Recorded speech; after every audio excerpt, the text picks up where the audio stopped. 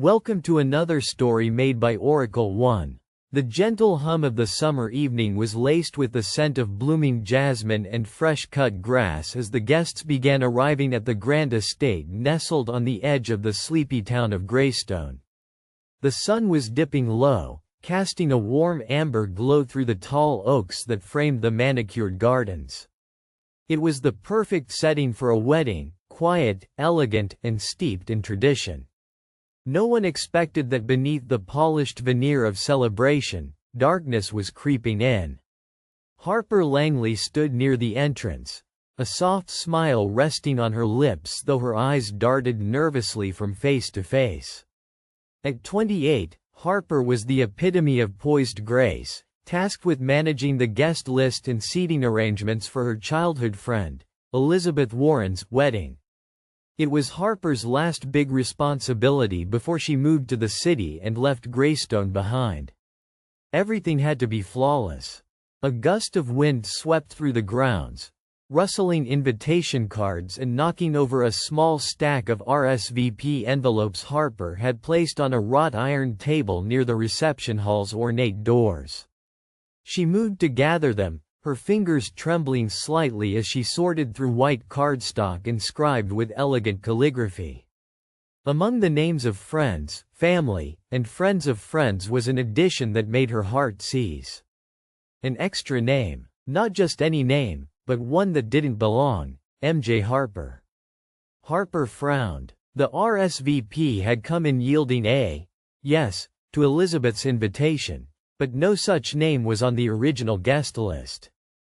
Harper ran her fingers over the envelope again. It was postmarked 2 weeks ago. Neither Elizabeth nor her fiancé, Adam Collins, recalled ever inviting this person. A sudden chill washed over her, and she looked around. The party was already swelling with laughter and music just beyond the hall's doors, but Harper's focus was drawn inward, consumed by the strange addition to the guest list. This wasn't just an innocent mistake. Someone had slipped in under the radar, and as the hours passed, Harper's unease deepened. The ceremony had been flawless, effortless smiles, tears of joy, and the exchanging of vows under the sweeping boughs of an ancient oak. Now, as the guests settled into the grand dining room, clinking glasses and exchanging tales, Harper thought she caught a flicker of movement near the ornate fireplace. A figure that didn't quite fit. MJ Harper, she whispered to herself, trying the name on her tongue like a bitter pill. Minutes later, as the banquet progressed, Elizabeth was glowing in her white lace gown, her arms entwined with Adam's. Their happiness was radiant enough to pull Harper from her worrying. But just as Harper began to breathe easier, hoping the mystery guest might be a simple administrative error, a blood-curdling scream sliced through the room like a knife. The crowd fell silent, faces turning sharply toward the source. A side door to the gardens where Madeline Price, Elizabeth's aunt, stood shaking, her pallid face framed by silver hair. Upstairs, a body? In Elizabeth's childhood bedroom, she stammered. Chaos erupted as guests surged toward the grand staircase. Harper was one of the first to ascend, her nails digging into the polished wood railing to steady herself. Upstairs, the once pristine room was transformed into a scene of dread. Lying on the oriental rug was the broken, lifeless form of a man. His tuxedo jacket was stained crimson across the chest, dark and violent against the white shirt beneath. The room was in disarray. Drawers pulled out, papers scattered, a vase shattered on the floor with water soaked into the carpet. But the dead man held a gold pen clenched tightly in his hand. Harper's breath caught as her eyes landed on the victim. It was MJ Harper. But how could that be? The name was familiar, but she realized with a shock that she had never seen him before. This wasn't someone she knew. 5 minutes later, Detective Lena Cross arrived at the estate. The distinctive sharp gaze of the city's most renowned investigator cut through the veil of hysteria. Harper felt her heart speed up as the large oak doors closed behind the detective. Everyone, Lena's voice was clear and commanding, stay where you are. Nothing leaves or enters the premises until I say so. Harper nodded, swallowing her rising panic.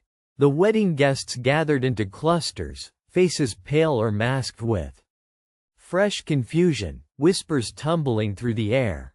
Lena approached Harper with an appraising look. You're Harper Langley, the friend of the bride? I manage the guest list and seating, Harper said. You found this name on the RSVP? Lena held up a copy of the card. M.J. Harper. Is he about the victim? I don't know, Harper replied, voice trembling. I've never seen him before. The couple say they didn't know him either. But he RSVP'd. Lena narrowed her eyes. Then the question is, who invited this man? And why? As the hours turned into night, the sprawling mansion transformed into an impromptu crime scene. Each guest was called forward to provide their whereabouts in the past hour.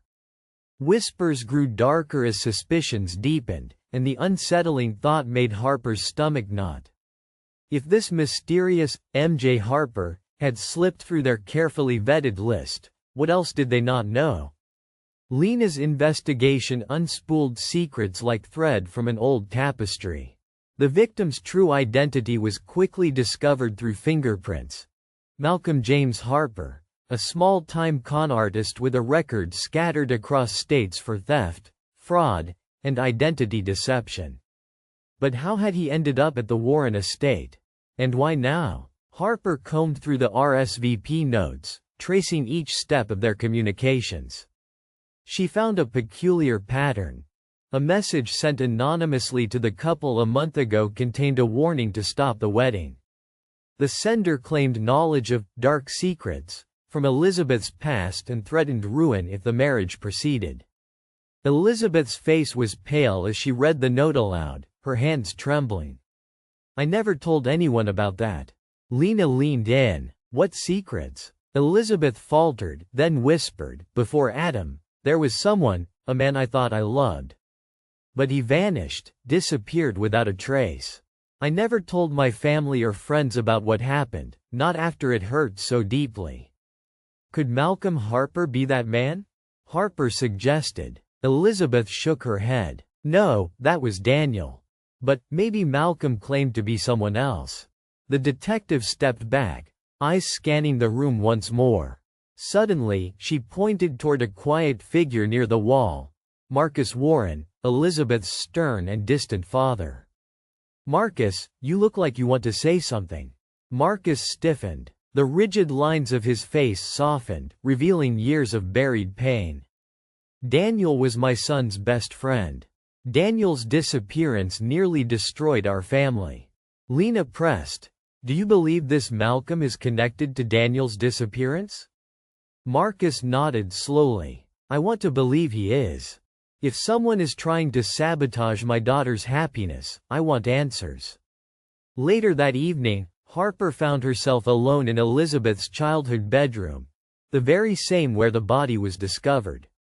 The ambience felt heavy, saturated with the shadows of the past. She couldn't shake the feeling that the room was more than a scene of a crime. It was a portal into Elizabeth's history. As she traced the pattern of the rug with her eye, something glittered beneath a floorboard near the far wall. With shaking hands, Harper pried at the loose board, uncovering a small hidden compartment beneath. Inside lay a worn leather-bound journal, its cover cracked from years of use. She carefully opened it. The handwriting was tight, hurried, Daniel's. The entries told a story of obsession, of forbidden love turned sour, and of threats scribbled between the lines. The last entry was a plea for forgiveness, ending abruptly 2 days before Daniel vanished. Suddenly, Harper heard footsteps. Harper? Elizabeth's voice broke the silence. Harper quickly closed the journal and replaced it under the floorboard as Elizabeth entered the room. You found the journal, Elizabeth said quietly. Yes, Harper whispered. I think this might explain who wanted to ruin your wedding, and why Malcolm Harper was here. Elizabeth's eyes filled with tears. Daniel was dangerous, but why would Malcolm kill him? Harper shook her head. It's more likely Malcolm is a dangerous man himself, but the man in the room, the one who died? He was Malcolm. Whoever invited him wanted him here. Elizabeth's brows furrowed. Invited him? But who? Before Harper could answer, a sharp crash echoed through the hallway. The two women exchanged alarmed glances and scrambled out of the room. Down the corridor, a shadowy figure dashed past a window and disappeared into the night. Detective Lena moved swiftly once the security footage was recovered, revealing a man wearing a dark jacket, his face obscured by a scarf, bypassing the front gates hours before the wedding. The footage gave no clues as to the man's identity, only that he carried a small briefcase. Harper kept turning over details in her mind. The unknown man, the warning note, the secret journal. Her phone buzzed. A text from an unknown number that sent a shiver down her spine. Stop digging, or the next name on the list will be yours. Harper's breath hitched. She was being threatened. Suddenly, a cacophony erupted downstairs. Harper and Elizabeth rushed back toward the main hall just in time to see Adam collapsed on the floor, clutching his chest, gasping helplessly before losing consciousness. No! Elizabeth cried. Detective Lena was by Adam's side in seconds, quickly diagnosing the symptoms. Poison, Lena said grimly. He was poisoned. Someone here tried to kill him too. The room erupted into chaos again, suspicion spiraling into hysteria. Guests were being locked in the estate, phones were searched, and no one was allowed to leave. Harper's mind raced. Who among them had both motive and opportunity? Among the tense crowd, Elizabeth's cousin Claire elbowed Harper aside, her voice low and urgent. We need to rethink everything. Who gained from this wedding not happening? From Adam's death or maybe Elizabeth's exposure? Harper considered. Marcus's financial troubles were known to a handful.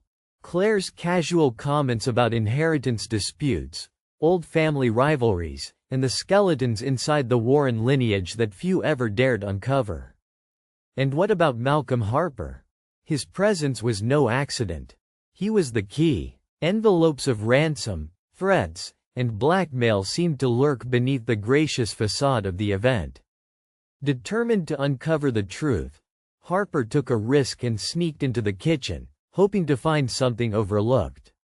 Among the clutter of wine bottles and silver platters she spotted a crumpled piece of paper wedged into a drawer. Unfolding it with trembling hands, Harper read a hastily scrawled message. The truth is buried where Daniel began, and where the guest list ends. Perplexed, Harper pieced together the clues. Daniel's journal, the extra guest who was never meant to be there, the threads. Her eyes landed on the massive silver-plated tray beside her, the one used to serve the hors d'oeuvres. Engraved faintly on the tray's underside were initials, D.W., Daniel Warren.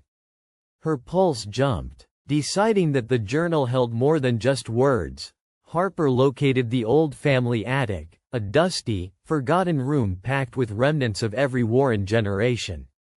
Somewhere in this maze lay the origins of the secrets. Hours later, accompanied by a reluctant Elizabeth, Harper sifted through old trunks, bookshelves, and boxes until they found a weathered, locked chest. With trembling fingers, Harper retrieved the golden pen found clenched in Malcolm Harper's fingers. There was a tiny button hidden beneath the clip which popped the chest open. Inside the chest were documents revealing that Daniel's vanishing was a forced exile. He was caught embezzling family assets to pay off dangerous debts owed to people who did not tolerate failure. The papers also contained a letter from Daniel, begging for forgiveness and explaining that he faked his disappearance under duress, planning to return once he paid his debts. But the most harrowing discovery was a photo. In it stood Daniel, Malcolm, under a different name, and a shadowy figure with a malicious grin whose identity was blurred, but whose presence shouted menace. Harper's breath caught. It was Marcus Warren. Elizabeth gasped. My father? But why? The pieces clicked. Marcus had orchestrated Daniel's exile, manipulated Malcolm into playing a part, and was now desperate to keep those secrets buried beneath the veneer of the wedding. But the dead man wasn't Malcolm Harper at all. The photo suggested a swapped identity. Malcolm was the alias Daniel used to hide. When Harper confronted Marcus in the dimly lit study, his face was void of emotion. I did what was necessary, he said coldly. Daniel threatened everything, and Malcolm, he was a tool, an unfortunate pawn. But this wedding? It's bigger than that. Someone else wanted to expose the family's secrets tonight. Who? Harper demanded. Marcus smiled thinly. Look around. Who benefits when everything falls apart? When the Warrens are left ruined and divided? Before Harper could respond, the power cut out, plunging the estate into darkness and panic. In the chaos, a scream pierced the blackness. When emergency lighting flickered on, Claire lay crumpled near the staircase, the lethal edge of a letter opener jutting from her side. Detective Lena appeared swiftly, barricading the room. No one goes anywhere. Harper and Elizabeth exchanged horrified looks. The guest list was unraveling, and the killer was still among them. In the tense hours that followed, Lena gathered everyone in the grand ballroom. Tensions crackled like static. Harper took a deep breath, reminding herself that logic was her only weapon. She spoke first. The clues are pointing to someone who knew Daniel and Malcolm far too well, someone with access, means, and a will to control the outcome.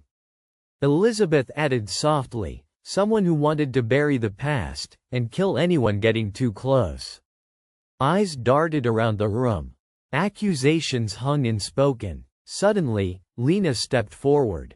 There's one person who has been conspicuously absent from our interrogations, Adam Collins. The gasp was audible. Adam, pale but still weak, nodded shakily. I was confronted tonight by Malcolm, or the man I thought to be Daniel. He blackmailed me into sabotage. I tried to warn you all, but it was too late. Harper's mind reeled. The tangled web of lies was far worse than she imagined. Adam continued, the killer is someone close, someone who wanted Elizabeth to suffer, to lose everything. Someone who resented her happiness. Lena's eyes locked onto Claire. Your attack wasn't random. It was an attempt to silence you before you revealed the truth. Claire coughed, trying to speak. Marcus was going to disinherit Elizabeth if she married Adam. The wedding threatened his control over the family fortune. Marcus's jaw tightened, but he said nothing. Harper felt a renewed clarity. Marcus killed Malcolm to protect the family name. He poisoned Adam to keep Elizabeth from marrying him. When Claire found out, he tried to kill her too. Marcus sneered, finally breaking. You think you can ruin me with your petty theories? I did what was required to preserve the Warren legacy. With a sudden movement, Marcus lunged toward Harper, but Lena was faster, pulling her gun and pressing him back. By dawn, Marcus was arrested, the estate buzzing with the grim conclusion. Elizabeth cried quietly in Harper's arms as the wedding party disintegrated into a scene of sorrow. The hidden crimes, veiled jealousy, and manipulations had culminated in tragedy.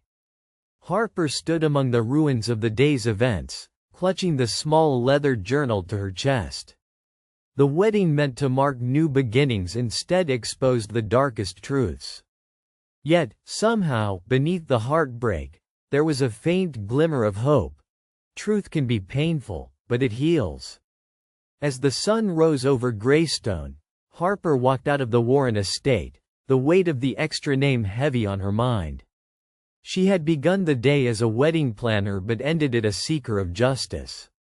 And perhaps, in a town where secrets festered like poison beneath calm surfaces, that was the most important role of all.